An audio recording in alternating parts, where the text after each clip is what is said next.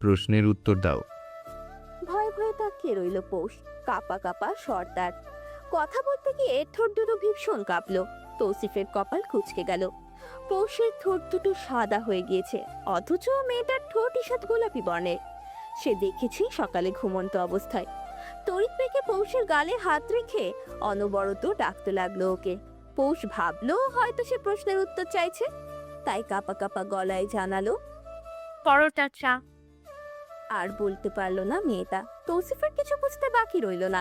খালি পেটে মেয়েটা আবারও বমি করতে চাইলো, কিন্তু হলো না। পৌষকে রেখে তৌসিফ সেকেন্ডের ব্যবধানে বাইরে গেল, আবার পুনরায় ফিরে এলো। পৌষের মাথাটা নিজের বুকের সাথে মিশিয়ে ঠেস দিয়ে তুলল। মিনু ততক্ষণে দুধ হাতে ফিরে এসেছে। গোল গোল চোখ দিয়ে তৌসিফের বুকে পৌষকে দেখলো ও। নতুন বউ নিয়ে মামা এসব ঢলাঢলি করছে, তা বড় আব্বাকে জানাতে হবে, সারা বাড়িতে জানাতে হবে, মামার বড় ভাবিকেও জানাতে হবে।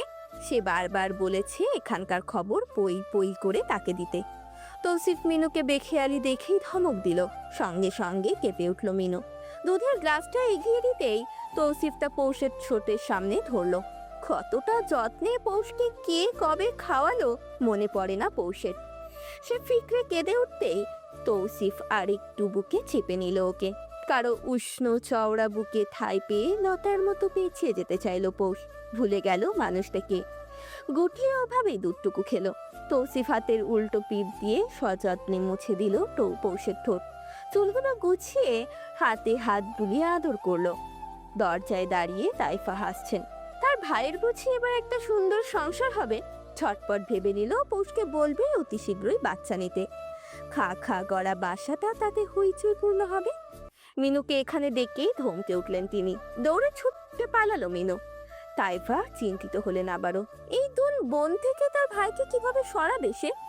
জঘন্যতম সম্পর্কের ইতি কবে ঘটবে? তৌসিফ কেন এদের জীবন থেকে উপড়ে ফেলছে না? সে কি পারে না নতুন কাজের লোক রাখতে? কেন এদেরই বা দরকার হবে? এখন তো ঘরে বউ আছে, সকল চাহিদা সে পূরণ করবে।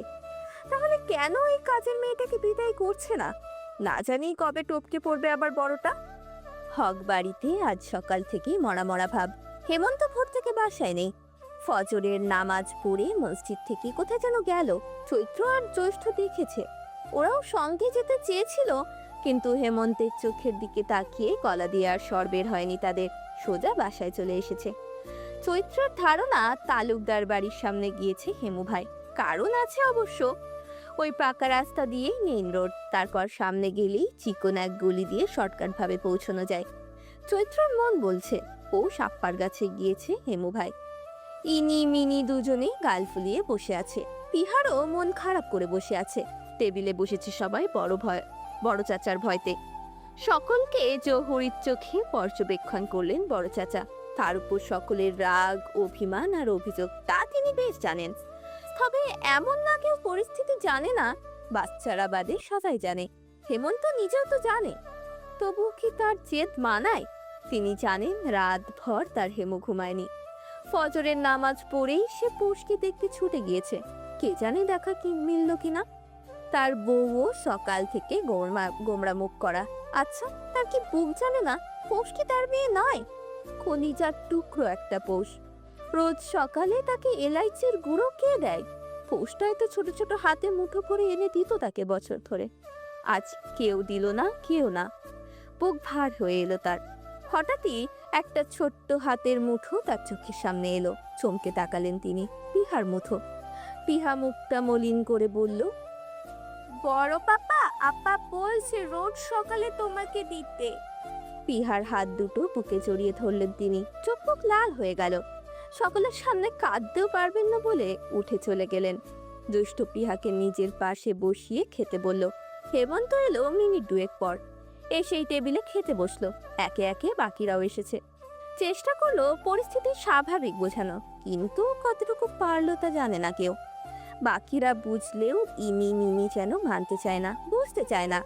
না পেরে ছোট চাচি দুটোকে ধরে পিঠে দুটো করে দিতেই বাড়িতে কান্না রোল পড়লো। হেমন্ত কোনরূপ কথা বলল না। চৈত্র আর জ্যৈষ্ঠই দুটোকে কোলে তুলে নিল। বিষাদে পরিপূর্ণ হক বাড়ি। বাড়ির চানটা যেন অন্য বাড়িতে। নিজের হাতে পৌষকে পরোটা ডিম খাইয়েছে তৌসিফ। ব্যাপারটা কিন্তু সহজ ছিল না মোটেও। দুধ খেয়েই গায়ে জোর ফিরে এসেছে ওর। তৌসিফের হাতে সে খাবে না। তাইফা পাশে এসে বসতেই পৌষ দমে গেল। চুপচাপ মাথা নিচু করে খেয়ে নিল পৌষ। তাইফা পৌষের মাথায় হাত বুলিয়ে দিল, এটা ওটা বোঝালো। পৌষ কথা বলল না। তৌসিফ পৌষের মুখ মুছে দিতে দিতে বলল, তোমার চা আসছে, একটু পরই। উঠে হাত ধুতে গেল তৌসিফ। একা পৌষকে পেয়েই তাইফা কথা তুলল, পড়শি, আজকাল তো যুগ ভালো না শোনা। ইলেকট্রনিক ডিভাইস আমরা এতটাই ব্যবহার করি যে তা আমাদের শরীরেও এফেক্ট ফেলছে। ফার্টিলিটির সমস্যা এখন ঘরে ঘরে। তোমার বয়স পারফেক্ট শোনা, এখনই বাচ্চা কাচ্চা নিয়ে নাও। তোমারও একা লাগবে না। ভেবো না সেকালের আমি তাই এসব বলছি। বা তুমি হয়তো ম্যারিড লাইফ এনজয় করতে পারবে না। বাচ্চা হোক, পাড়ার মানুষের অভাব হবে না, তুমি এনজয় করবে। আজ প্রথম তাই অসুস্থ হয়ে পড়েছো এতটা। পৌষকে অবাক হওয়ার সুযোগ না দিয়েই তাইফা ওর হাত ধরলো, কাতর স্বরে আবদার করলো, আমি জানি তোমার হয়তো মা ডাক শোনার বয়স হয়নি, তবে আমার ভাই তৌসিফের তো বয়স হয়েছে বাবা ডাক শোনার। ওর শখ ইচ্ছে ও প্রকাশ করে না, তুমি নিজে বুঝে নিও। শুধু ওকে একটু আগলে রেখো, দেখবে তোমাকে মাথায় তুলে রাখবে। বাসায় আসলে মিষ্টি একটা হাসি দিয়ে পানির গ্লাস এগিয়ে দিও, বিনিময়ে ও নিজে জান এগিয়ে দেবে। পৌষের লজ্জায় কান লাল হয়ে উঠল। বড় আপ্পা যে ওকে অসুস্থ দেখে কতটা উল্টোপাল্টা ভেবেছে তা বোঝা হয়ে গিয়েছে ওর। এজন্যই কাজের লোক সহ বাকি ছেলে দুটো ভাবে দেখছিল ওকে। আর বলে কি আপ্পা, 3-4টা বাচ্চা কোথায় পাবে পৌষ? কে করবে ইম্পোর্ট এক্সপোর্ট? পৌষ জীবনেও না, ইহকালেও না। তার বুড়ো চরিত্রহীন ভাইকে গিয়ে বলুক বাচ্চা পয়দা করতে। কাজের বুয়া তো আছেই। ও, তাকে তো আবার কাজের বুয়া বলা যাবে না, ম্যাডামের মাইন্ডে লাগবে। বাহ, চমৎকার! এসব জ্ঞানীগুণী মানুষ কেন পৌষের জীবনে আসে বলুন তো? অসহ্যকর। তৌসিফ পুনরায় রুমে ঢোকা মাত্রই বড় আপা বেরিয়ে গেলেন। চা দিয়ে গেল মিনু। তৌসিফ পকেটে মানি ব্যাগ ভরতে ভরতে জিজ্ঞেস করলো, এখন কেমন আছে পৌষরাত? কুত্তা কুত্তা কুত্তা লাগছে। হোয়াট? ধমক খেয়ে চমকে গেল পৌষ। তার সত্যিই কুত্তা কুত্তা ফিলিং হচ্ছে। এখন কি সত্যিকারের ফিলিংসটাও বলা যাবে না? অনুভূতির কি দাম নেই তার? মরার মতো করে পড়ে আছে পৌষ। এ যেন একুল উকুল সব কুল হারিয়ে বানের জলে ভেসে আসা এক আগাছা। অনুভূতি কেমন তা জানে না পৌষ। এই বাড়িটা তার কাছে কেমন জানি লাগছে। মানুষগুলো অদ্ভুত। তাইফাও এখন নেই। নিজ ভাইয়ের গুণাগুণ গিয়ে বড় ভাইয়ের ফ্ল্যাটে গিয়েছেন। তৌসিফ সেই যে বেরিয়েছে, আসার খবর নেই। ফিটফাট সদরঘাট হয়ে বেরোলো লোকটা। ও না থাকায় পৌষের যদিও বা লাভই হলো, তৌফিককে ভালো লাগে না ওর। কথাটা বলতেও রুচির অভাব অনুভব হয়। আশেপাশে থাকলেই ঘৃণায় গাড়িড়ি করে ওঠে। সেই লোকের বুকে থেকে তারই ওই জঘন্য নোংরা হাতে কিভাবে খেলো সে, তাই মাথায় ঢুকলো না। একটু আগেই গলায় আঙুল ঢুকিয়ে বমি করার চেষ্টা করেছে। লাভের লাভ কিছুই হয়নি। উল্টে এখন মরার মতো শুয়ে আছে। পৌষের প্রশ্ন জাগ্রত হলো মনে। তৌফিক তালুকদার কি জানেন না ওদের বিয়ের খবর? তার অনুভূতি কেমন? তার ছোট্ট আপন ভাই যে পৌষকে বিয়ে করেছে, এত বড় খবরটা নিশ্চয়ই লুকিয়ে থাকার কথা নয়। আর ওই মানুষটা, সে কি জানে না পৌষ তার অস্তিত্ব অতি শীঘ্রই হারিয়ে ফেলতে চলেছে? তার মধ্যে আত্মসম্মান আর কতদিন বেঁচে থাকবে পৌষ জানে না। ওয়াদা পূরণ করতে অক্ষম তার পুষি। পুষি তাকে ধোঁকা দিয়ে তৌফিক তালুকদারকে বিয়ে করেছে। তৌফিক তালুকদার এই কথা শোনা মাত্র কেন ছুটে এলো না? তার কি উচিত ছিল না গত রাতে এখানে আসা? পৌষ হঠাৎ করে উঠে বসলো। গতকাল বিয়ের সময় নিশ্চিত তৌফিক তালুকদার একা যায়নি ওকে বিয়ে করতে। তার সাথে আরো কিছু মানুষজন ছিল। নিজের দুই ভাইকে রেখে তো আর তৌসিফ বিয়ে করেনি। এর মানে তৌফিক তালুকদারও ছিল সেখানে। আদরের ছোট ভাইয়ের বিয়ে দিয়েছেন নিজ হাতে, সে নাকি জানেই না। মাথা চেপে ধরে পৌষ। উত্তর চাই তার। যদি তৌফিক তালুকদার জেনেই থাকেন, তাহলে কেন এখনো পৌষের সম্মুখে আসছেন না? আকাশ কুসুম ভাবনার মাঝে মিনু দৌড়ে এলো, একটা ফোন হাতে। পৌষের হাতে ফোনটা ধরিয়ে দিয়েই রসিয়ে রসিয়ে বলল, মামা কল দিয়েছেন ছোট ভাবি, ফোনে আছেন। নতুন বউ রেখে গিয়ে শান্তি পাচ্ছেন না, গিয়েছেন মিটিংয়ে, গুরুত্বপূর্ণ মিটিং, অথচ আপনার চিন্তায় কাজে মন দিতে। মিনুর হাত থেকে ফোনটা ছিনিয়ে নিল পৌষ। রাগে চোখ দুটো লাল হয়ে আছে ওর। এই মেয়েটাকে থাপড়ে দিতে পারলে বুকের অশান্ত ভাবটা কমতো। দু চোখের বিষ যেন এই মিনু, অসহ্যকর একটা মেয়ে। ফোনটা ছিনিয়ে নিতেই মিনুর গায়ে লাগলো। কথা বন্ধ করে ঠায় দাঁড়িয়ে রইল সেখানে। পৌষ এবার সত্যি ধৈর্যহারা হলো। এই কাজের মেয়ের সামনে নিজেকেই ছোট মনে হচ্ছে ওর। কখনো কাউকে ছোট করে না দেখা পৌষ আজ পরিস্থিতির কবলে পড়ে বদলে গেল যেন। ধমকে উঠল উচ্চস্বরে। যাও এখান থেকে। মিনু জ্বলন্ত চোখে তাকিয়ে রইল, তবে নড়ল না। পৌষ অবাক না হয়ে পারল না। সশব্দে পুনরায় ধমক দিতে মিনু দৌড়ে বেরিয়ে এলো। ঠাস করে দরজা লাগানোর শব্দ কানে এলো। পৌষ অবাকের উপর অবাক। এতটুকু মেয়ের তেজ দেখো। কোল থেকে ফোনটা কানে ধরতেই তৌসিফের কণ্ঠ কর্ণগোচর হলো। পৌষরাত, পৌষ উত্তর করলো না। তৌসিফ পুনরায় বলল, পৌষরাত জানি শুনছো তুমি। কথা শুনো আমার লেট হবে একটু। মিটিংটা লেন্দি হবে এতটা ভাবিনি। একটু গুরুত্বপূর্ণ, না হয় তোমাকে প্রথম দিনে একা ফিল করতে দিতাম না। প্লিজ দুপুরে খেয়ে নাও, শরীর খারাপ লাগবে না হয়, বুঝেছো পৌষরাত? পৌষ কিছুটা বাজ খাই গলায় বলে উঠল, কাজের মেয়ে অলরেডি বলেছে আপনাকে আমাকে নিয়ে ভাবতে হবে না। ইচ্ছে করেই কাজের মেয়ে শব্দটা উচ্চারণ করলো পৌষ। তবে লাভ হলো না। তৌসিফ যেন শুনেও শোনেনি কথাটা, শুধু বলল, বউ আমার তুমি পৌষরাত, আমি ভাববো না তো কে ভাববে? এইসব রঙের কথা পৌষের ভালো লাগে না। রং তামাশা করার কথা শুনিয়েই হয়তো মেয়েকে ফাঁসাই এলো। ফোন কেটে চুল খামচে ধরে পৌষ। বিড়বিড় করে বলে, আমি পাগল হয়ে যাব। দুপুরের দিকে গোসল করে চুল আছড়ে পৌষ রুমে পায়চারি করছে। সমান তালে নখ কেটে যাচ্ছে দাঁত দিয়ে। অতি টেনশনে দাঁত দিয়ে নখ কেটে টেনশন কমায় পৌষ। হেমু ভাই দেখলেই এক ধমক দিত। চৈত্র তখন দাঁত কেলিয়ে হেসে বলতো, আপাত নেল কাটারের খরচ বাঁচিয়ে দিচ্ছে। মেদো চাচি আবার এটা দেখে বলতো, ইনি মিনি নাকি ওকে দেখেই দাঁত দিয়ে নখ কাটা শিখেছে। পৌষ অবশ্য এসবে পাত্তা দেয় না। ওর ধারণা কেউ কাউকে দেখে কিছু শেখে না, মানুষ স্বাধীন চেতা। জ্ঞান বুদ্ধি হওয়ার পরই মানুষ সেইটাই করে যেটা তার মন চায়। আর একজনেরটা দেখে হয়তো ধারণা নেয়, কিন্তু বদ অভ্যাস আয়ত্ত আত্ম সেই অন্য মানুষটা করিয়ে দেয় না। মন বিষিয়ে যাচ্ছে ক্ষণে ক্ষণে পৌষে। ইচ্ছে করে ফোনটা গত রাত থেকে অফ করে রেখেছিল সে, না হলে এতক্ষণে হয়তো কল এসে যেত। পৌষ চাচ্ছে না আপাতত কারোর সাথে কোনো প্রকার বাক্য বিনিময় করতে। কেন কথা বলবে পৌষ? কি দায় তার?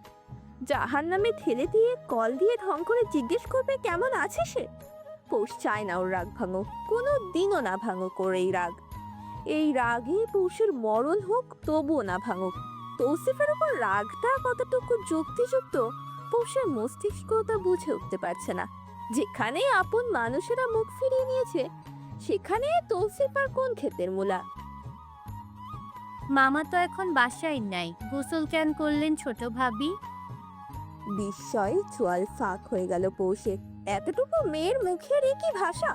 হ্যাঁ, পৌষ মানছে গ্রামের মেয়েরা একটু ছটপটে হয়, মুখে লাজ কম, তাই বলে এসব প্রশ্ন করছে সে? হায় কপাল, কি দিন এলো পৌষের! এখন কিনা হাঁটুর সমান মেয়েকেও উত্তর দেবে কেন গোসল করেছে। সকালেও নিশ্চয়ই এই কারণে খুঁটিয়ে খুঁটিয়ে দেখছিল মিনু। তরতর করে রাগ উঠে গেল পৌষের মাথায়। হাত পা ছিমছিম করে উঠল রাগে। এক হাত ঘাড়ের পেছনে বুলাতে বুলাতে দাঁত চেপে বলল, বের হও। মিনু সরল না, বরং খিলখিল করে হাসতে হাসতে জানালো, ওমা, ছোট ভাবি রেগে যাচ্ছেন কেন? মামা আপনাকে খেতে যেতে। ব্যান্তব কোথাকার, বের হয় এক্ষুনি, যা আমার রুম থেকে। চোখের সামনে এলে থাপ্পড়ে গাল লাল করে দিব, ফালতু ঝুনা বোলাবাই। মিনুর হাসি মুখটা সহসা থমথমা হয়ে গেল। এত বড় অপমান আর এতগুলো কথা ওকে শোনালো একদিনের এই মেয়ে। টলমলে চোখ দুটোতে শুধু রাগের লেলিহান দেখতে পেল পৌষ। মিনু শুধু নীরব রইল, মাথাটা নিচু করে চলে গেল বাইরে। এ যেন অতি গম্ভীর ভাব নিয়ে বড় একজনের প্রস্থান ঘটল। চুল থেকে পেঁচানো টাওয়ালটা খুলে ফেললো পৌষ। রাগে ছুঁড়ে মারলো দ্য ফ্লোরে। তার মাথা এখন ভো ভো করছে, মনে হচ্ছে গাড়ির ইঞ্জিন চালু দিয়েছে কেউ ওর মাথায়। ধপ করে বিছানায় উল্টো হয়ে শুয়ে পড়ল ও। কোন নোংরা জায়গায় এসে পড়লো পোষ? পিহা ছোট ছোট পা ফেলে হেমন্তের রুমের সামনে এলো। দরজা ফেরানো দেখে ধীর পায়ে রুমে প্রবেশ করলো। বিছানায় এলোমেলো কিছু কাপড় রাখা দেখে পিহা যতটুকু পারলো ভাঁজ করলো। এত কাপড় সে ভাঁজ করতে পারবে না। হেমন্ত ওয়াশরুম থেকে বের হতেই দেখলো এলোমেলো কাপড়গুলো তার কেউ ভাঁজ করেছে। তবে এটা ভাঁজ করা যাচ্ছে না, পেঁচিয়ে আরো কাপড়ের 12টা বাজিয়ে রেখেছে। তার চোখ পড়লো বারান্দার দিকে। দিনদাহারে গাছে পানি দিচ্ছে পিহা। না চাইতেও এবার হেসে ফেললো হেমন্ত। নিজের কাপড়গুলো গোছাতে গোছাতে বলল, পিহুরানি, হ্যাঁ বলো। কাপড় ভাঁজ করেছিস? তো এখন কি করিস? গাছে পানি দেই হেমো ভাই, দেখে যান। এই দুপুরে গাছের মধ্যে পানি? মরে যাবে না? দুপুরে খাবার খেলে কি আপনি মরে যায়? মরি না তো, তাহলে গাছ কেন মরে যায় হেমু ভাই? হেমন্ত কাপড়গুলো ড্রয়ারে রেখে বারান্দায় এলো। পিহা গুজো হয়ে গাছে পানি দিচ্ছে। পেছন থেকে ওর চুলে টান দিল। পিহা হাসি মুখে তাকালো। হাতে একটা বেগুনি রঙের ফুল নিয়ে সোজা দাঁড়িয়ে বলল, বোম গাছের চারা কে লাগালো হেমু ভাই? পৌষ। পিহা হেসে উঠল। এই গাছ বাড়ির আশেপাশে অযথায় হয়ে থাকে। বেগুনি রঙের ফুল ধরে। গাছের বিচিগুলো শুকিয়ে গেলে বাচ্চারা এগুলো পানিতে ফেলে, এতেই ঠুসঠাস শব্দ তুলে এগুলো ফুটতে থাকে। এই জন্য অঞ্চল ভেদে এটাকে এখানে বলে বোম ফুল। পৌষের ভীষণ পছন্দের এটা। রাস্তার থেকে টুকিয়ে এনে বাড়িতে লাগিয়েছিল ও, তাও আবার হেমন্তের রুমের বারান্দায়। রোজ সকালে এসে বিচি তুলে নিয়ে যেত ও। পিহা রুমের দিকে পা বাড়িয়ে বলল, বীজগুলো আপাকে দেখতে গেলে নিয়ে যাব, ঠিক আছে? যাস। পিহা বিছানা ঝাড়ু হাতে খাট ছাড়তে নিলেই পিছন থেকে তা নিয়ে নিল হেমন্ত। পিহাকে সরিয়ে দিয়ে বলল, অনেক কাজ করেছেন আকামের চামচি, এবার বসুন, আবার কাজ আমি করে নিচ্ছি। পিহা ছোট তুলটাতে বসলো। পা নাড়াতে নাড়াতে বলল, কিভাবে বুঝলে পোষাপা আমাকে এসব করতে বলেছে? ওর কাজ তুই নিশ্চিন্ত সেদে সেদে করবি না? পিহা দাঁত বের করে হাসলো, বলল, তোমার কাছে তো এখন বউ নেই হেমু ভাই, তাই খাতির লাগতে আসলাম। ও বা, তাই নাকি? হ্যাঁ। তাহলে আমার বউয়ের দায়িত্ব তোকে পালন করার জন্য কত টাকা দিতে হবে? কি যে বলো, বউ কি টাকা নেয় নাকি? বউ তো নেয় না, কিন্তু তুই তো আর বউ না আমার। নাটক করে লাভ নেই আর, রাতে পাবি। এখন ভাগ। পিহা এবারে চট করে উঠে দাঁড়ালো। হাসি হাসি মুখটা এখন আর নেই। মাথাটা নিচু করে দাঁড়িয়ে থাকতে দেখেই হেমন্ত প্রশ্ন করলো। কি হলো? পিহা আর দাঁড়ালো না, শক্ত করে জড়িয়ে ধরলো হেমন্তকে। কাঁদতে কাঁদতে বলল, বড় বাবা এটা কেন করলো? ও সাপাকে নিয়ে এসো না হেমু ভাই। হেমন্ত পিহার মাথায় হাত রাখলো। কিছু বলার আগেই জ্যৈষ্ঠ আর চৈত্র এসে হাজির। দুটো হেমন্তের দুই কাঁধ জড়িয়ে ধরে কিছু বলার আগেই ইনিমিনি দৌড়ে এলো। দুটো একসাথে হেমন্তের দুই পা জড়িয়ে ধরলো, কিছুটা বাদরের মতো ছুলে পড়লো। এই 5 বছরের বাদরামি বন্ধ আজ অনেক ঘন্টা ধরে। এদের সর্দার ছাড়া এরা একা নিঃস্ব। শয়তানের দল শয়তানি করতে পারছে না। যেই হেমন্ত এদের ধমকে ধামকে রাখতো, সর্দারের অভাবে আজ তারা সেই হেমন্তের কাছে এসেছে। সবগুলোকে নিজের থেকে ছাড়িয়ে বিছানায় বসালো। এদের মন ভালো করা খুব একটা কঠিন কাজ নয়, তবে আজ কঠিনই মনে হলো হেমন্তের। শরীর থেকে নামলেও আবার বেয়ে বেয়ে ইনিমিনি হেমন্তের কোলে উঠলো। দুটোকে দুই পায়ে বসিয়ে হেমন্ত জিজ্ঞেস করলো, কাচ্চি খাবি? কেউ কথা বলল না। হেমন্ত পুনরায় বলল, বাবা, ট্যুর হবে নাকি রাতে? ইলিশ ভাত খেতে যাবি? এবারে সবাই মাথা নাড়ালো, কেউ যাবে না। অথচ এমনি সময় এরা সারা মাস ভর হেমন্তকে পটায় ঘুরতে নিয়ে যেতে। তপ্ত শ্বাস ফেললো হেমন্ত। ইনি বিনি একসাথে বলে উঠল, ইমবাই আপা নয় কেন? দুটোর এখনো তোতলানো ভাবই কাটলো না।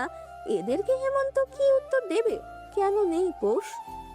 হনহনিয়ে দ্রুততার সাথে কদম ফেলে তালুকদার বিলাতে ঢুকলো কৌশিক। গাড়ি থেকে নেমেই যত দ্রুত সম্ভব হাঁটা ধরলো। সিঁড়ি বেয়ে উঠতেই যেন ঘাম ছুটে গেল ওর। কলিং বেল বাজতেই একজন কাজের লোক দরজা খুলে দিল। তৌসিফ ব্যস্ত পায়ে সোজা রুমের দিকে হাঁটা দিল। পেছন থেকে কাজের লোকটা পানি দেবে কিনা জিজ্ঞেস করলেও উত্তর এলো না। তৌসিফ সোজা রুমে ঢুকে দরজা লক করে সম্মুখে তাকালো। বড় বড় নিঃশ্বাস পড়ছে তখনও। বিছানায় উল্টো হয়ে শুয়ে আছে পৌষ। তৌসিফের চোখ ধাঁধালো। মেয়েটাকে ভিন্ন দেখাচ্ছে। হাত ঘড়িটা খুলে কাউচে ছুঁড়ে ফেললো তৌসিফ। টাইটা কোনো মতে টেনে টুনে শার্টের বোতাম তিনটে খুলে হাতে এসিটা অন করলো। অতঃপর দাঁড়ালো পৌষের সামনাসামনি। এই মেয়ে আজ দুপুরে খায়নি। তৌসিফ যে ওকে কল করে দিয়ে বলল খেতে, মিনুকে দিয়েও বলল যাতে পৌষকে বলে তৌসিফ ব্যস্ত একটু খেয়ে নিতে। কই, এই মেয়ে তো কথা শুনলো না। রাতে খাবে না, দিনে খাবে না, এরপর তেরাবেকা হয়ে পড়ে থাকবে। এসব চলবে না তৌসিফের কাছে। একদম তার কাটার মতো সোজা বানিয়ে রাখবে তৌসিফ। গম্ভীর কণ্ঠে ডাক পড়ল। পৌষরাত। পৌষ যে এক ডাকে উত্তর দেওয়ার মেয়ে নয়, অন্তত বিয়ের 19 ঘন্টায় তা তৌসিফ জেনে গিয়েছে। মেজাজ মুহূর্তেই খিটখিটে হয়ে গেল যেন। নিজের বলিষ্ঠ হাতে পৌষের বাহু টেনে ধরে হঠাৎ সজোরে টান দিতেই শোয়া পৌষ দাঁড়িয়ে গেল। মুহূর্তের মাঝে ঘটা ঘটনায় স্তব্ধ পৌষ। বুকটা অসম্ভব গতিতেই ধুকপুক ধুকপুক করে যাচ্ছে। তৌসিফ পৌষের বাহু ধরে একদম নিজের কাছাকাছি নিয়ে এলো। ওর অর্ধ ভেজা ঘরমাক্ত দেহটা লেগে আছে পৌষের সাথে। এতটা কাছাকাছি এই প্রথম কোনো পুরুষের সাথে লেগে দাঁড়িয়ে আছে পৌষ। পুরুষালী ঘামের গন্ধটা বাজে ঠেকলো নাকে। সরার জন্য মোচড়াতে নিলেই তৌসিফ আরো চেপে ধরলো। পৌষ ক্রমে ক্রমে শক্তি হারাচ্ছে। এতটা কাছে তৌসিফ আসাতে যেন হুঁশ হারাবে মেয়েটা। তবুও নিজের তেজস্ক্রিয় রূপ বজায় রাখতে রাগী গলায় বলল, ছাড়ুন আমাকে, অসভ্য লোক, নোংরা মানুষ। কেন ধরেছে আমাকে? ছাড়ুন বলছি। আপনার নোংরা হাতে স্পর্শ করবেন না আমাকে। দুই হাত মিলিয়ে এবার একদম পৌষকে নিজের সাথে জড়িয়ে ধরল তৌসিফ। অতি সত্বর দুটি দেহ যেন একের ভাঁজে এক সজ্জিত হলো। লম্বা চওড়া বলিষ্ঠ দেহের মাঝে লুকিয়ে গেল পৌষরাত। এইবার পৌষ নড়তে পারল না, নড়ার সুযোগটাই মিলল না। শুধু মুখে মৃদু গোঙানি শোনা গেল, যা মিলিয়ে গেল এই উষ্ণ আলিঙ্গনে। মিনিট 2 যেতেই তৌসিফের বাঁধন ঢিলে হলো, তবে পুরোপুরি ছাড়ল না সে। পৌষের কানের কাছে ঠোঁট নিয়ে ফিসফিস করে বলল, অসভ্য হই, নোংরা হই, তোমারই পৌষরাত। বানিয়ে নাও, না হয় আমি নিজেকে তোমার অভ্যাসে পরিণত করে নেব। এক বিরল অভ্যাস। আপনি কোনোদিন আমার অভ্যাস হবেন না। আপনি হবেন বদ অভ্যাস। তৌসিফ মৃদু হাসলো, গা জ্বলল তাতে পৌষে। এবার একদম পৌষের কানে ঠোঁট ছুঁই ছুঁই করে বলল, বদ অভ্যেস ত্যাগ করা যায় না পৌষরাত। আমি রাজি তোমার বদ অভ্যেস হতে। কথাটা বলেই ওকে ছেড়ে দাঁড়ায় তৌসিফ। পৌষ পায়ের প্রায় পড়ে যাওয়ার মতো বিছানায় বসে পড়ল। তৌসিফ শার্ট পুরোটা খুলতে খুলতে বলল, জড়িয়ে ধরাতে এই অবস্থা তোমার? সকালে যেই সাহস দেখালে, আমি তো ভাবলাম রাতে দুজন। দরজায় নক পড়তেই তৌসিফ গম্ভীর কণ্ঠে বলে উঠল, কি চাই? কাজের লোকটা চলে যেতেই তৌসিফ এবার ফ্রেশ হতে চলে গেল। পৌষ বুকে হাত দিয়ে বসে রইল। এতটুকু কাছে আসায় ওর সহ্য হচ্ছে না, সেখানে কিভাবে থাকবে পৌষ তৌসিফের সাথে। 20 মিনিটের মাথায় তৌসিফ বেরিয়ে এলো। এবার ভদ্র মতো একটা টি শার্ট পরে এসেছে। হাফ ছাড়লো পৌষ। তৌসিফ ভেজা চুল মুছতে মুছতে বলল, শুনেছি, এত করে বলার পরও খাওনি কেন? তৌসিফ জদম ছাড়লো। অতঃপর পৌষের সামনে দাঁড়িয়ে ওর থুতনিতে আঙুল ছুঁয়ে তা উঁচু করে বলল, এই তৌসিফ তালুকদার বারবার সুযোগ দিচ্ছে তোমাকে পৌষরাত। এক কথা একবার জিজ্ঞেস করতেই উত্তর দেবে। বারবার জিজ্ঞেস করতে হবে কেন? এরপর থেকে যেন মনে থাকে। আমাকে রাগিও না, আমি রাগ দেখতে চাই না তোমাকে। আমি রাগ দেখাতে চাই না তোমাকে পৌষরাত।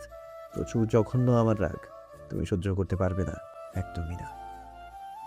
পৌষের মনে পড়ল মিনুর কথা।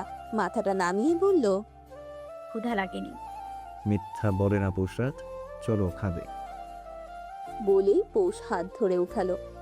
টেবিলে নিজেই চেয়ার টেনে বসিয়ে ভাতটা পর্যন্ত বেড়ে দিতে দিতে বলল। পৌষের প্লেট পুরোটা সাজিয়ে দিয়ে তৌসিফ নিজের খাবার নিল। খেতে খেতে ফোনে কারোর সাথে কথা বলছে। পৌষ আর মাথা তোলেনি। লোকটা খেতে বসে কথা বলছে, এক হাতে এখনো ভাত মাখা। না খেতে পারছে আর না উঠতে।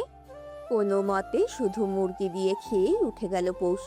তৌসিফ যে চোখ ঘুরালো ওকে, তা দেখেও না দেখার মতো সেখান থেকে কেটে পড়েছে ও। ফোনে কথা বলার দরুন পৌষকে কিছু বলার সুযোগটুকুও পেল না সে। এই মেয়ে যে সুযোগের সদ্ব্যবহার করবে তা তৌসিফ পূর্বে বোঝেনি। কথা শেষ করে নিজেও খেয়ে উঠে পড়ল। সামনের দিকে পা বাড়াবে এমন সময় হঠাৎ প্লেট গোছাতে গোছাতে কাজের লোকটা বলে উঠল। চেহারায় আতঙ্ক নিয়ে কথাটা বলল কাজের লোকটা। তৌসিফ কপাল কুঁচকালো, জিজ্ঞেস করলো। তৌসিফ মিনুর দরজায় টোকা দিয়ে ডাকলো। মিনু, দরজা খুলো। তৌসিফের এই আদেশ অমান্য করার সাহস মিনুর নেই। দরজা খুলে গেল মুহূর্তেই। শ্যামলা মুখটা কেঁদে কেঁদে নীল হয়ে গিয়েছে যেন। তৌসিফকে দেখা মাত্র লাই বেড়ে গেল ওর। নাকের পানি চোখের পানি এক করে ফুপাতে লাগলো। তৌসিফ দরজাটা অল্প ফিরিয়ে দিয়ে বলল। কি হয়েছে, কেন কাঁদছো? আমাকে অপমান করেছে, খারাপ ব্যবহার করেছে, কাঠখোট্টা কথা শুনিয়েছে। আমি এখানে থাকবো না। আপাকে বলুন আমাকে নিয়ে যেতে।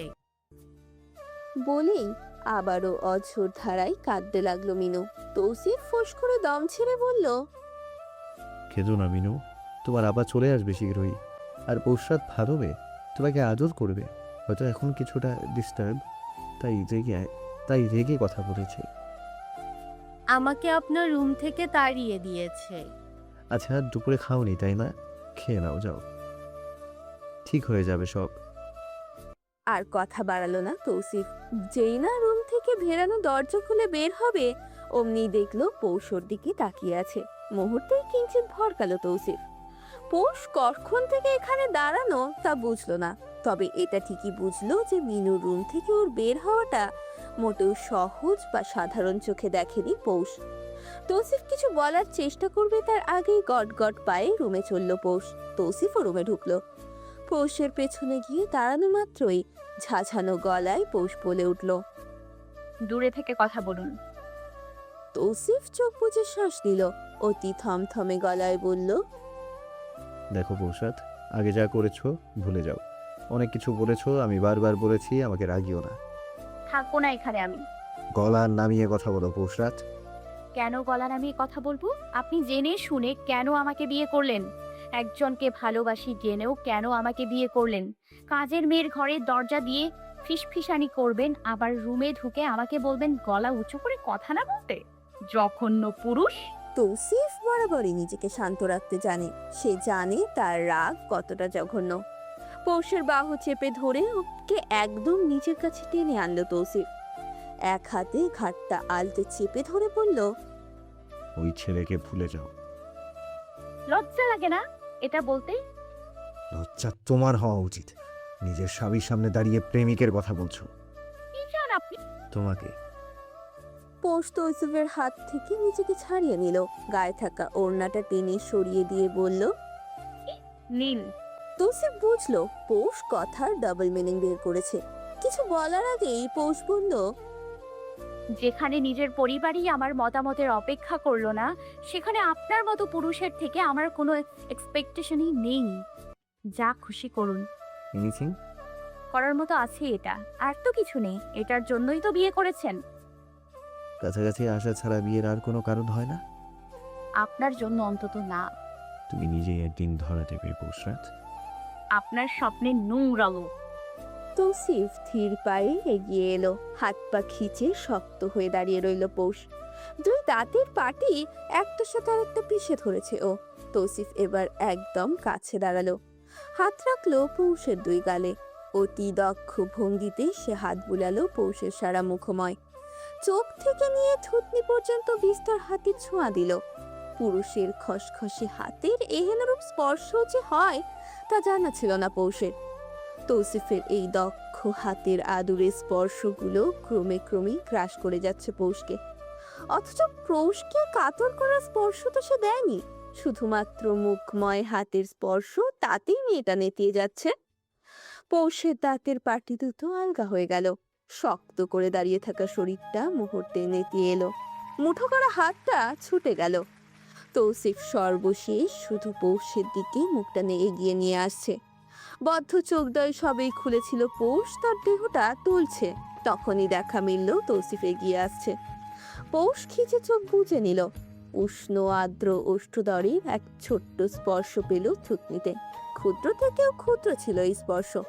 তবে পাগল হয়ে গেল পৌষ। সে পাগল হলো নাকি তাকে পাগল বানানো হলো? তৌসিফের মতো পুরুষ খুব ভালো করেই জানে কিভাবে নারীতে ঘায়েল করা যায়। ওষ্ঠ চুম্বনের থেকেও অতি আবেশপূর্ণ ছিল এই থুতনির চুম্বন। তৌসিফ সরে যেতে নিলেই অনুভূতির জোয়ারে ভাসা পৌষ তার মাথার পেছনের চুল আঁকড়ে ধরল। উচ্চতায় ছোট হওয়ার তরুণ ঝুঁকে গেল তৌসিফ। দিকবেদিক শূন্য প্রায় পৌষ আচমকায় তৌসিফের ওষ্ঠে নিজের ঢাল তরোয়াল ছাড়া আক্রমণ চালিয়ে দিল। হৃষ্টপুষ্ট এক যৌবন পোড়া পুরুষের জন্য এটাই যথেষ্ট ছিল। তবুও সে সময় দিল পৌষকে। পৌষ পারল না, কিচ্ছুই পারল না। তৌসিফ পাক্কা আঙুলের কর গুণে 1 মিনিট সময় দিল। পৌষ পারছে না, তাই সে নিজেই পৌষের কোমর জড়িয়ে ধরে উঁচু করে নিচ বরাবর করে নিল। অতঃপর শেখালো পৌষকে চুম্বন করার পদ্ধতি। দমবদ্ধকার অবস্থায় বেকায়দায় পড়ল পৌষ। চাপদাড়িযুক্ত তৌসিফের গালে হাত রেখে সরাতে চাইল নিজের কাছ থেকে। সক্ষম হলো না সে। হওয়ার কথা নয় যদিও। পাক্কা 2 মিনিট পর তৌসিফ যখন ছাড়লো, তার বুকেই হেলে পড়ল পৌষ। তৌসিফ ফিস ফিস করে বলল, How was the kiss, honey? হাঁপিয়ে ওঠা পৌষ চাইল হাপুস নয়নে। তার শ্বাস প্রশ্বাস গতি পায়নি এখনো। কোনো মতে সরে এলো তৌসিফের বুক থেকে। হাঁপাতে হাঁপাতেই বলল, জঘন্য। Seriously? সিগারেটের গন্ধ আমার মুখে। জঘন্য নোংরা লোক, সামনে আসবেন না আমার। বলেই এক দৌড়ে ওয়াশরুমে ঢুকে ঠাস করে দরজা লাগিয়ে দিল পৌষ। এটা কি হলো? কেন হলো? কে করলো? পৌষ। হায় কপাল, এই সোনা মুখটা থামা কে করলো? এই তৌসিফ তালুকদার? না না, তৌসিফ তো করেনি, পৌষ নিজেই তো করেছে। এই মুখ কোথায় লুকাবে পৌষ? কাকে দেখাবে ও? এই পর্যন্ত 3 বার ব্রাশ করেও কুল হলো না ওর। ভুলতে পারলো না ফেলে আসা মাত্র সেই 3টে মিনিট সময়ের কথা। তৌসিফের সেই ছোঁয়াতে কি যে হলো ওর, সব ভুলে গিয়ে কি থেকে কি করে ফেললো পৌষ। 2 হাতে মুখ চেপে টুকরে উঠল মেয়েটা। বারবার বলতে লাগলো, তোমার পুষি খারাপ, সে অনেক খারাপ। তুমি তাকে ভুলে যাও। কোনো দিন আমার সামনে এসো না। তোমার পুষি এই মুখ কোনোদিন দেখাবে না তোমাকে, কোনোদিনও না। ফিরে এসো না, এই মুখও হয়েও না কোনোদিন। তোমার পুষি আজ স্বেচ্ছায় নরকবাসও করে ফেলেছে, তার প্রেমের সুধা পান করেছে। তৌসিফ তালুকদার, আমাকে কোনোদিনও মাফ করো না তুমি, কোনোদিনও না। দেহ এবং মন, এদের দ্বন্দ্ব আজন্মকাল। এই মন 1000বার বারণ করে, অস্বীকার করে পরিস্থিতি, কিন্তু এই দেহ সে বারণ মানতে নারাজ। কিন্তু মনের খোরাক এবং দেহের চাহিদা দুটো ভিন্ন জিনিস, এদের কম্পারিজন চলে না। এই দেহের কাছে মন বারংবার হেরে যায়। এই হারা যে কতটা হীনমন্যতার, তা একমাত্র সেই জানে যে ভুগেছে। পৌষের মন চাইছে নিজের দেহটাকে ছিন্ন ভিন্ন করে ফেলতে। কেন সে নিয়ন্ত্রণ হারালো? কেন পৌষের পরশে সে গলে গেল? কেন দেহের উপর জোর খাটাতে পারলো না পৌষ? তৌসিফের তো দোষ নেই এখানে। সে তো শুধু তার পুরুষ সাথে দক্ষ আদর পৌষের মুখময় দিয়েছে। কেন পৌষ সেই আবেশের ঘোরে চলে গেল? কেন স্বেচ্ছায় নিজেকে ঠেলে দিল তৌসিফের কাছে? 2 হাতে মুখ চেপে কেঁদে উঠল পৌষ। কান্নার শব্দ যাতে বাইরে না যায় তাই ওড়নাটা গুজে দিল মুখে। ওর শব্দহীন কান্নায় গুমোট এক পরিস্থিতির সৃষ্টি হতেই হঠাৎ পৌষের খেয়াল হলো ওয়াশরুমে কান্না করা উচিত নয়। এতে করে এখানে থাকা জিন আলিঙ্গন করে। ভয়ে শিউরে উঠে তাড়াতাড়ি ওখান থেকে বেরিয়ে আসলো পৌষ। তৌসিফ রুমে না থাকায় কিছুটা স্বস্তিও পেল বটে। হঠাৎ কিছু ঝাঝালো কণ্ঠ ওর কানে আসা মাত্রই পৌষ রুমের বাইরের দিকে এগিয়ে দিল। চোরের মতো বোঝার চেষ্টা করলো কি হচ্ছে এখানে। পরক্ষণেই মনে হলো পৌষ কেন চোরা চোখে দেখবে? ও দেখবে বীরের চোখে। এই কথা মনে হতেই ড্যাং ড্যাং করে পা ফেলে সামনে বাড়ালো ও। এই বিলাসবহুল ফ্ল্যাটটাও দেখা হয়নি। তবে কথার শব্দ কোথা থেকে আসছে তা বুঝতে পেরে পৌষ সামনে বাড়ালো।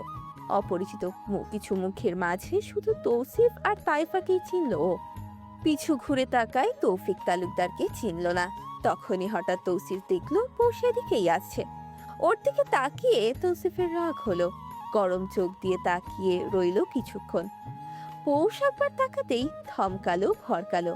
ইশারায় তৌসিফ ওকে যেতে বললেই পৌষ ঠেরার মতো দাঁড়িয়ে রইল ঠায়। দাঁতে দাঁত চেপে তৌসিফ ওখান থেকেই বলল, ভেতরে যাও। তৌসিফের কথা শুনেই বাকিরাও তাকালো পৌষের দিকে। যেই না তৌফিক তালুকদার তাকালো, অমনি পৌষ ফাটা চোখে দেখলো তাকে। সমান তালে চোয়ালটা নড়তে লাগলো ওর।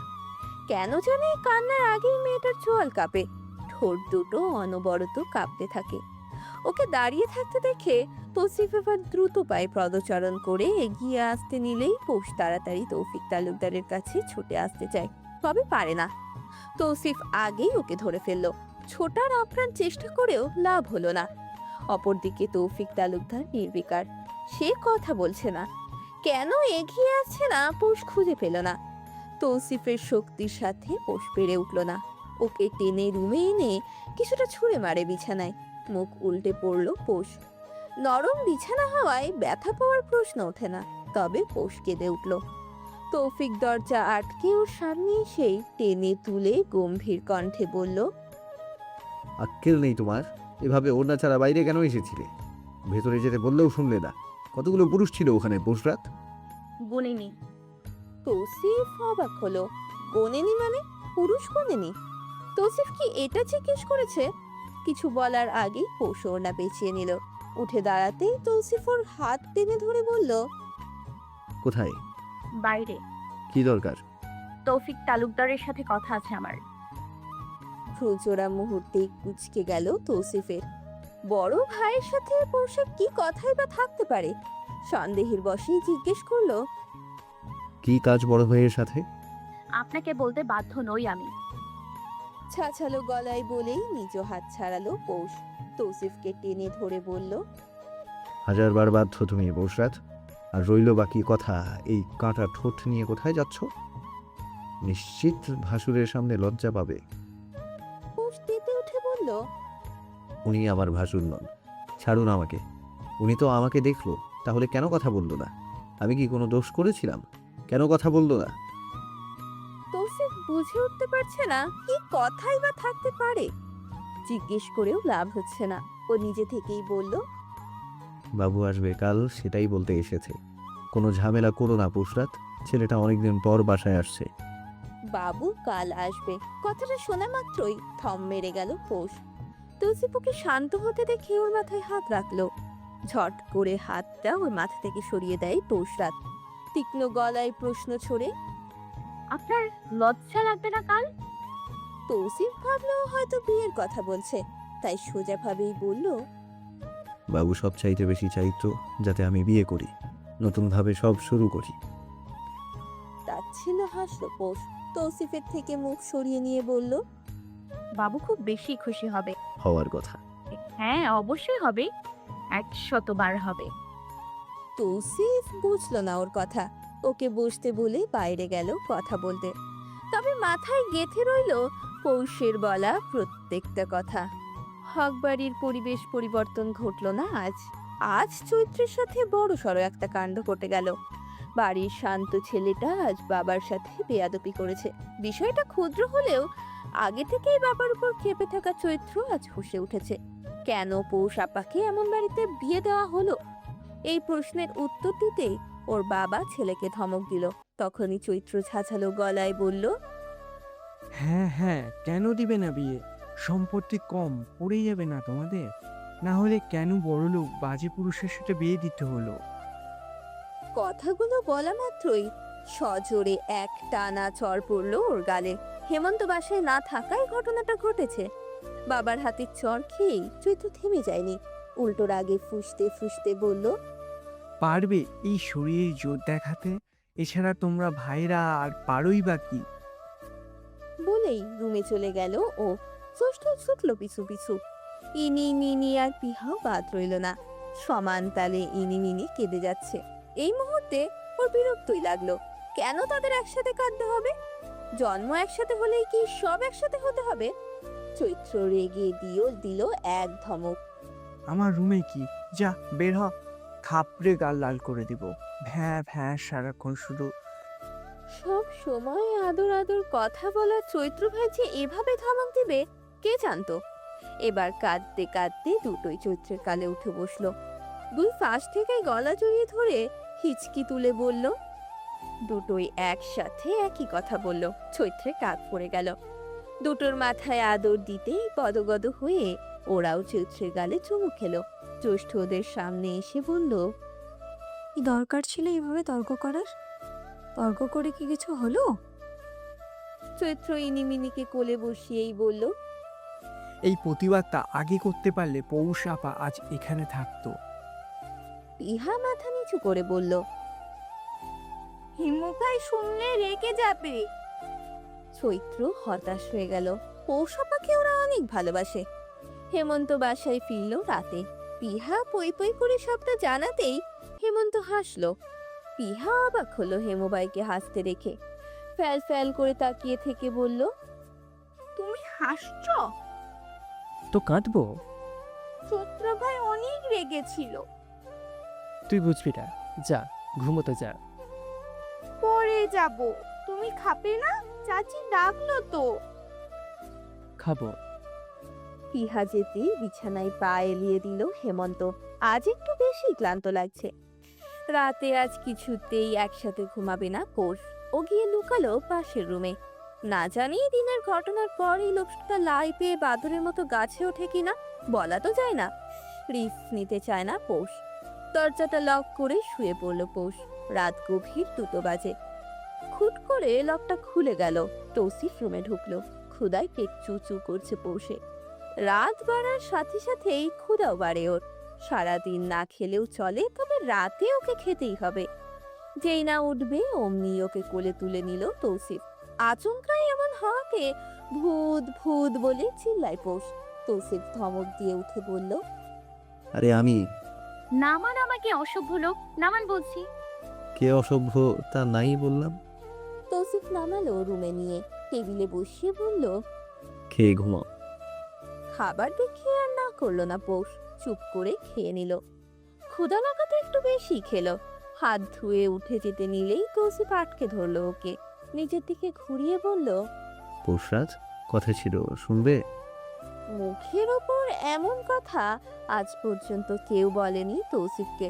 তৌসিফ পৌষের গালে হাত ছুঁয়ে কিছু বলতে দিলেই ওর হাত সরালো পৌষ। তৌসিফ পুনরায় সেই হাত ধরতেই পৌষ ছটকা মেরে আবারও সরিয়ে দিল। এবার তৌসিফ যেন ক্ষেপলো কিছুটা। পৌষের গাল দুটো অল্প চেপে ধরে এগিয়ে আসতেই আচমকা পৌষ সজোরে ধাক্কা মেরে দৌড়ে চলে গেল পাশের রুমে। দরজা লক করে এবার ছিটকে এগিয়ে তুলে দিল।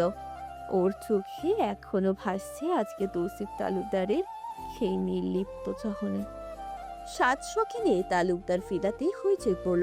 বাড়ির ছেলে আজ অনেক দিন পর ফিরে এসেছে। প্রকৃতিতে ঘেরা সম্পূর্ণ চারপাশ। এর মাঝখানে সুন্দর 3 তলা বিশিষ্ট বড় এই তালুকদার বাড়ি। বাড়িটার একদম মুখ বরাবর সামনে বাঁধাই করা পুকুর। পুকুরটার কিনারায় গাঁট বেঁধে দাঁড়িয়ে আছে সুবিশাল কৃষ্ণচূড়া গাছটা। পুরো এলাকাতে এমন বাড়ির দেখা মিলবে না। মেন সড়কের পাশে এহেন বিলাসবহুল বাড়ি সুতি তালুকদারদের। তাদের বাপদাদারাই নাকি কোনো এক কালে এই এলাকায় জমিদারি করতো। ভাই যদি থাকতো তাহলে না একটা কথা ছিল। তালুকদার বংশটা বেশ বড়। বর্তমানে ছড়িয়ে ছিটিয়ে থাকলেও নিজেদের বাড়ি ঘর থেকে আছে এলাকাতে। মাঝে মধ্যে এসে ঘুরে যান তারা। পুরো এলাকা হেঁটে বেড়ান। তবে তৌসিফ তালুকদারদের বাবা এখানেই ছিলেন। যদিও তাদের বিদেশ শহর ঢাকার সুনামধন্য এলাকাতেও বাড়ি আছে, তবে ওই যে বাবা চাচাদের কবর এখানে, মায়ের কবর এখানে। চাইলেও ছেড়ে দূরে যেতে পারেননি ওরা। এলাকায় এই সাইড সহ আশেপাশের জায়গা জমি কিনে ক্ষমতা এখন তাদের শিখরে। কালো বড় গাড়িটা মেন সড়কে সাই সাই করে চললেও বাড়ির সড়কে আসতে গতি কমালো। পুকুরের পাশে রোডটা দিয়ে ঢুকতেই দারোয়ান বড় গেটটা খুলে দিল। গাড়ি ঢোকা এবং বের হওয়ার জন্যই মূলত এই গেটটা খোলা হয়, অন্যথায় ওরা পকেট গেটই ব্যবহার করে। এছাড়াও দেখা যায় রোজার ঈদে শাড়ি লুঙ্গি বিলানোর সময় অথবা কোরবানির ঈদে গোস্ত বিলানোর সময় বড় গেটটা খোলা হয়।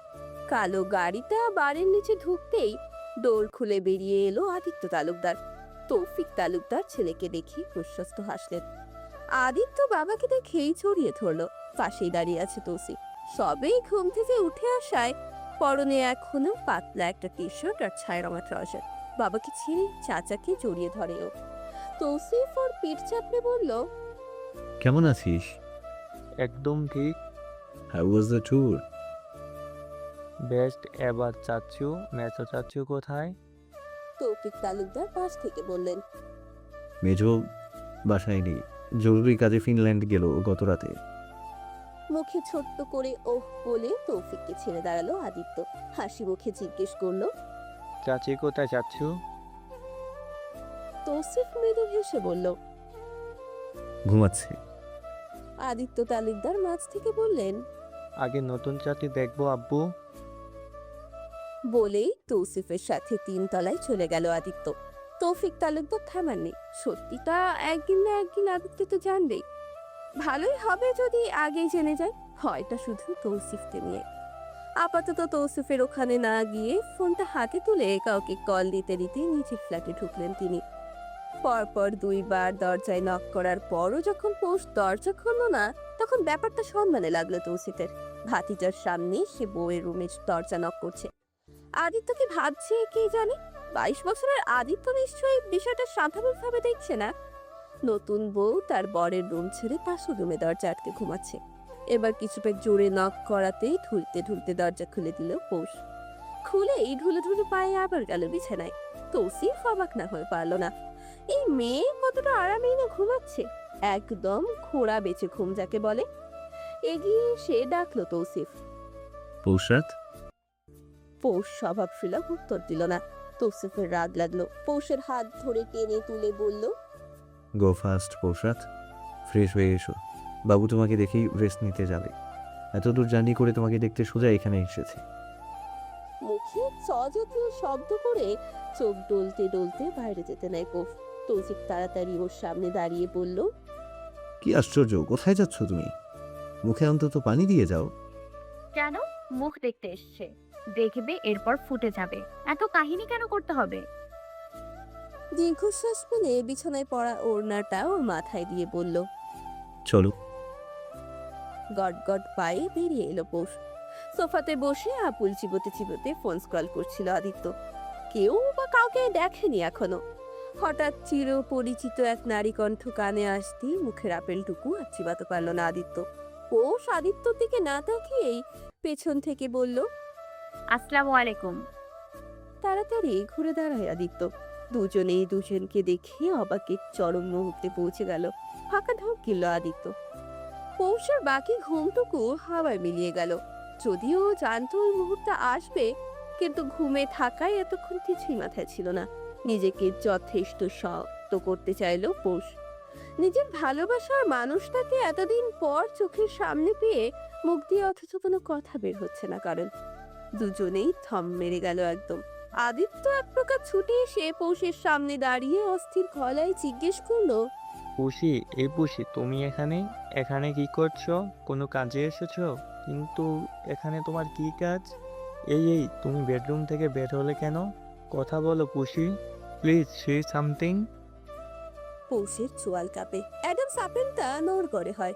চোখ দুটো তাদের তৃষ্ণা মেটাতে শুধু দিয়ে খেয়ে যাচ্ছে। আদিত্য কোনো কিছু না ভেবে পৌষের গালে হাত রাখলো। এই প্রথম আদিত্যর স্পর্শ পেল পৌষ। কোনোদিন কারোর হাতটাও ছুঁয়ে দেখা হয়নি তাদের। আদিত্য যেন পাগল হয়ে উঠল। বারবার জিজ্ঞেস করতে করতে আচমকা জড়িয়ে ধরলো পৌষকে। এবার আর নিজেকে থামাতে পারল না পৌষ। প্রিয় মানুষটার স্পর্শে এসে কেঁদে উঠলো হু হু করে। তৌসিফ কাজের মেয়েটাকে রান্নাঘরে কফির কথা বলে ড্রয়িং রুমে এসে এহেন দৃশ্য দেখে থমকে গেল। শরীরে থাকা রক্তগুলো পা থেকে মাথায় উঠতে সময় নিল না। তীব্র শব্দে গর্জে ওঠে সে। আদিত্য? এই প্রথম তৌসিফ ওকে আদিত্য বলে ডাকলো। মুহূর্তেই ছিটকে পৌষকে ছেড়ে দিল আদিত্য, কিন্তু পৌষ মানল না। ও গিয়ে পুনরায় আদিত্যর হাত ধরে কাঁদতে কাঁদতে বলতে লাগলো, আমাকে ক্ষমা করে দাও আদি। মাফ করে দাও, আই ওয়াজ হেল্পলেস। আমি সরি আদি। তৌসিফ এসে এবার হ্যাচকা টানে নিজেই বুকে নিয়ে নিল পৌষকে। আদিত্যর দিকে তাকিয়ে কঠোর গলায় বলল, বাসায় যা। ছুটে চলে গেল আদিত্য। তবে পৌষ, ও তো এখনো ছটফট করছে। নিজেকে শক্ত রাখা তেজি মেয়েটা আদিত্যর কাছে যেতে চাইলো, বলতে চাইলো তাকে সবটা। সে বাচ্চাকে চাইলো আদিত্যর থেকে, অথচ তৌসিফ ভাবলো ভিন্ন। ওর বউ কিনা ওরই ভাতিদের সাথে। মাথাটা খারাপ হতে সময় লাগলো না ওর। হাত পা ছুঁড়ে আদিত্যর কাছে যেতে চাইলো পৌষ। তৌসিফ ওর হাত টেনে রুমে নিয়ে গিয়ে দরজাটা ধম করে বন্ধ করে দিল। বিকট দুটো ধমকে ভয়ে ছিটকে গেল পৌষ। তৌসিফ পৌষের গালটায় আঙুল দাবিয়ে চেপে ধরে দাঁত খামটি মেরে বলে উঠল, তোর আশিক আদিত্য ছিল? ব্যথায় কুকড়ে ওঠে পৌষ। কোনো মতে বলে, ব্যথা পাচ্ছি, ব্যথা পাচ্ছি।